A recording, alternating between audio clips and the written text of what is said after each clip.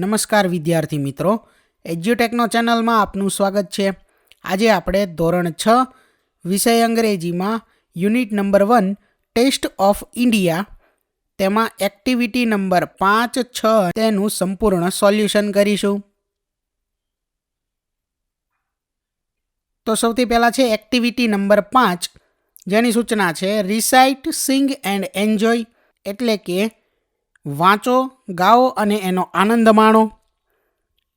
તો સૌથી પહેલાં છે ફૂડ ઇઝ નાઇસ, એટલે કે જમવાનું ખૂબ સરસ છે, ખૂબ સ્વાદિષ્ટ છે. ઓન ધ રાઈસ, એટલે કે ભાત ઉપર જમવાનું જે છે તે ખૂબ સ્વાદિષ્ટ છે. એડ સમ કરી, એટલે કે એમાં થોડી કઢી ઉમેરો. ડોન્ટ ઇટ ઇન અ હરી, એટલે કે તેને જમવામાં ઉતાવળ ના કરો. ત્યાર પછી આગળ છે વેજીટેબલ્સ આર નાઇસ, એટલે કે શાકભાજી સરસ છે. વેજીટેબલ્સ આર યમ્મી, શાકભાજી ખૂબ જ સ્વાદિષ્ટ છે. I like vegetables in my ટમી, એટલે કે મને શાકભાજી ખૂબ ગમે છે જ્યારે તે મારા પેટમાં હોય છે, એટલે કે મને શાકભાજી ખાવા ખૂબ ગમે છે.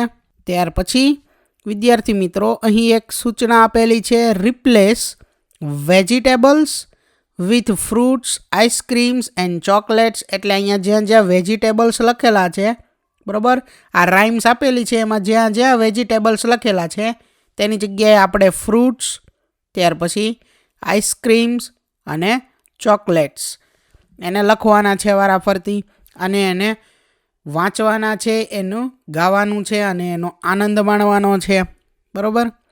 ત્યાર પછી આગળ જોઈએ એક્ટિવિટી નંબર 6, જેની સૂચના છે એ સોલ્વ ધીસ સ્પાઇસી રીડલ્સ, એટલે કે આ તીખા ઉખાણાઓને સોલ્વ કરો, ઉકેલો.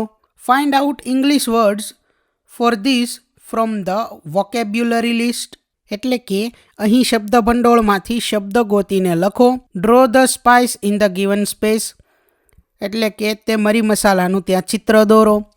તો સૌથી પહેલું ઉખાણું છે you can powder me to make food hot and spicy. If you add too much of me I make you gasp. Your eyes and nose begin to water and you cry. Think and tell me who am I. તો answer આનો થશે chilli, બરાબર, મરચું. ત્યાર પછી આગળ બીજું ઉખાણું છે tell me quickly who am I. Grind me and powder me to make your food look yellow. I am mix in oil by granny and applied to wounds quickly. I heal all wounds big and small. I am love by all. Think and tell me who am I. Tell me quickly who am I. તો એનો answer થશે turmeric, એટલે કે હળદર. ત્યાર પછી આગળ છે ત્રીજું ઉખાણું small and round like a pearl. I am black when I am whole. I can be powdered, coarse or fine. A sharp and spicy taste is mine. Whether it is salty or sweet. I am added as a special treat. Think and tell me who am I. Tell me quickly who am I. તો આનો answer થશે black paper, એટલે કે તીખા. ત્યાર પછી આગળ છે I am small and skinny chap. Sometimes I am brown and sometimes black. Added to hot oil and ghee. I spread my fragrance all around me. Think and tell me who I am. Tell me quickly who I am. તો આનો answer થશે કમીન, એટલે કે જીરું. ત્યાર પછી આગળ છે I look like jeera. Tough brown green am I. To make your stomach healthy I always try.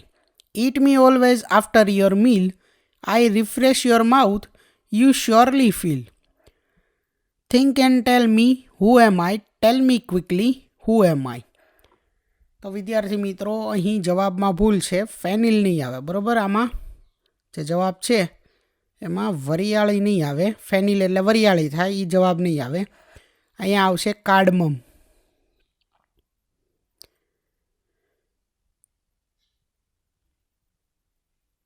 કાર્ડમમ એટલે કે ઇલાયચી, એલચી. બરોબર, આ જવાબ ખોટો છે. અને અહીંયા વરિયાળીનું ચિત્ર નહીં પણ કાર્ડમમનું ચિત્ર આવશે, એલચીનું ચિત્ર આવશે.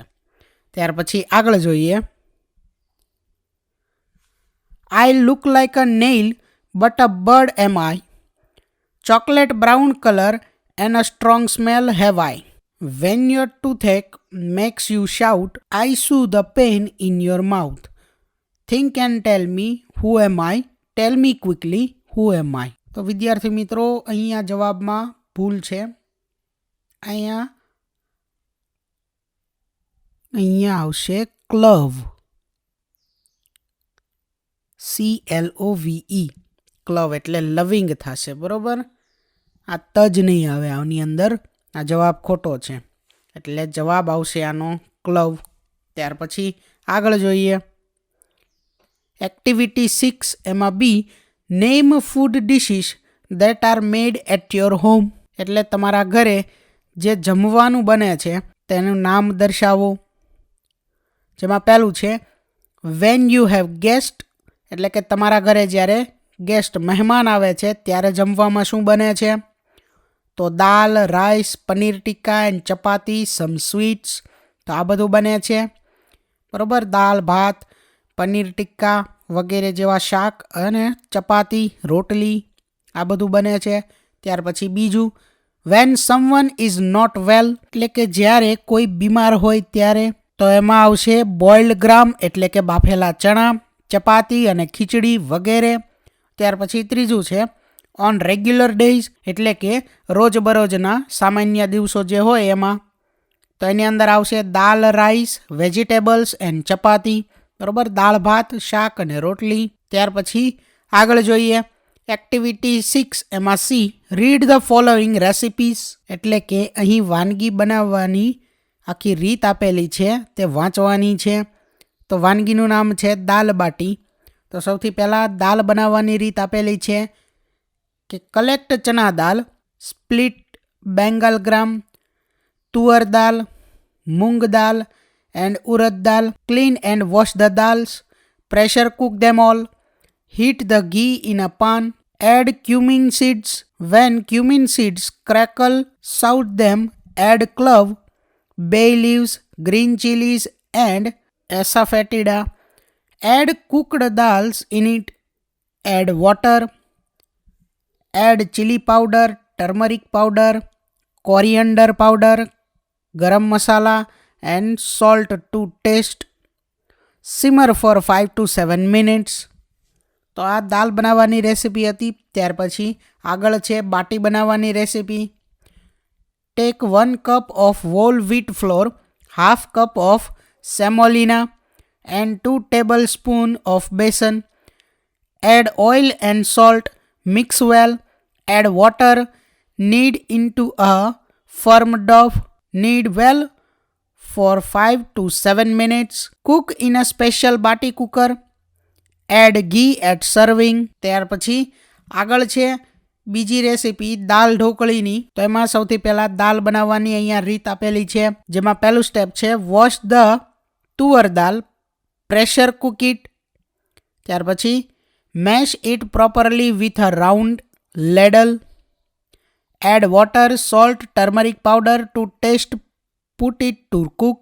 Heat oil in a pan, add cumin seeds, asafoetida, dry red chilies, bay leaves, cloves, cinnamon, cardamoms, curry leaves, ginger, green chilies, tomatoes and red chili powder. Stir till the oil surfaces. Add it to cooking dal. આગળ આપેલું છે ઢોકળી, તેની રીત આપેલી છે. Take whole wheat atta, add salt and oil, mix well, add sufficient water, knead into a stiff dough.